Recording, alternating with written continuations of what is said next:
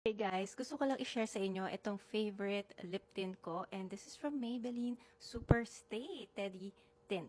Ayan siya guys. And right now, I don't have a lip color sa lips. Ayan, super pale.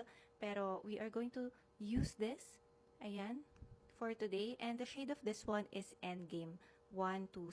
So let's try.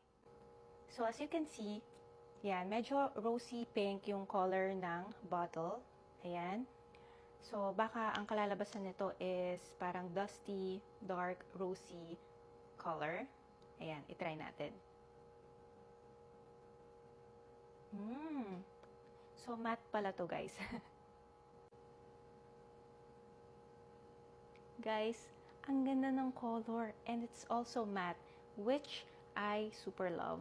Ang ganda ng color. Actually, love ko yung color na to. Dark pink color.